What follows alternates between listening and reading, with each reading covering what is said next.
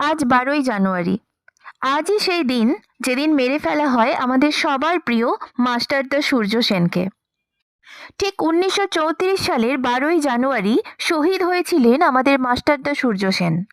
ব্রিটিশরা হাতুড়ি দিয়ে নির্মমভাবে তার দাঁত এবং হাড় ভেঙে দেয়। নিষ্ঠুরভাবে তার অর্ধমৃতদেহ ফাঁসিতে ঝুলিয়ে দেওয়া হয়। তার দেহ আত্মীয়দের হাতে হস্তান্তর করা হয়নি এবং সংস্কার অনুযায়ী দাহও করা হয়নি। ফাঁসির পর তার বুকে লোহার টুকরো বেঁধে সমুদ্রে ফেলে দেওয়া হয়। এই মহান বিপ্লবীকে জানাই শত কোটি প্রণাম। মাস্টারদা সূর্য সেন 1894 সালের 22শে মার্চ চট্টগ্রামের রাউজান থানায় নোয়াপাড়া দক্ষিণ রাড়ি কায়স্থ পরিবারে তিনি জন্মগ্রহণ করেন। সূর্য সেন ছেলেবেলা থেকেই খুব মনোযোগী ও ভালো ছাত্র ছিলেন।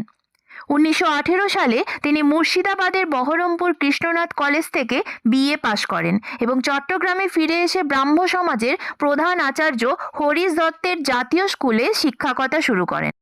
অসহযোগ আন্দোলনের সময় বিদ্যালয়টি বন্ধ হয়ে গেলে তিনি দেওয়ান বাজারে বিশিষ্ট উকিল অন্নদা চৌধুরীর প্রতিষ্ঠিত অধুনালুপ্ত উমাপাড়া উচ্চ ইংরেজি বিদ্যালয়ে অঙ্কের শিক্ষক হিসেবে যোগ দেন।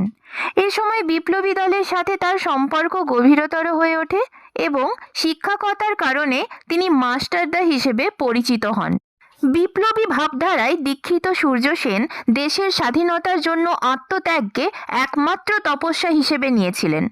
1916 সালে মুর্শিদাবাদের বহরমপুর কৃষ্ণনাথ কলেজের ছাত্র থাকাকালীন সেই সময় সূর্য সেন সরাসরি রাজনৈতিক দলের সাথে যুক্ত হন।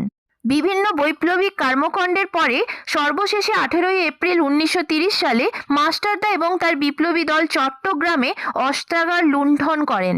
এই আক্রমণে অংশ নেওয়া বিপ্লবীরা দামপাড়া পুলিশ লাইনে সমবেত হয়ে জাতীয় পতাকা উত্তোলন করেন। সূর্য সেন অস্থায়ী বিপ্লবী সরকার গঠনের ঘোষণা করেন। চট্টগ্রাম সম্পূর্ণরূপে ব্রিটিশ শাসন থেকে মুক্ত ছিল তার চিরদিনের ইচ্ছে এবং স্বপ্ন। ইংরেজ প্রশাসন সূর্য সেনকে জীবিত অথবা মৃত অবস্থায় ধরার জন্য সর্বাত্মক অব্যাহত রাখে। 1933 সালের 16ই ফেব্রুয়ারির রাতে অস্ত্রসহ সূর্য সেন এবং ব্রজেন সেন ধরা পড়েন। 1934 সালের 12ই জানুয়ারি মধ্যরাতে সূর্য সেনের ফাঁসি কার্যকর হবার উল্লেখ করা হয়। সূর্য সেনকে ব্রিটিশ সেনারা নির্মমভাবে অত্যাচার করে। ব্রিটিশরা তিনি অজ্ঞান হয়ে যাওয়ার পর তার মৃতদেহকে ফাঁসিতে ঝুলিয়ে দেওয়া হয়।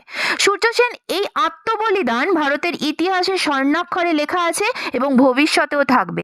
তার সম্মানে ঢাকা বিশ্ববিদ্যালয় ও চট্টগ্রাম বিশ্ববিদ্যালয়ে একটি করে আবাসিক হলের নামকরণ করা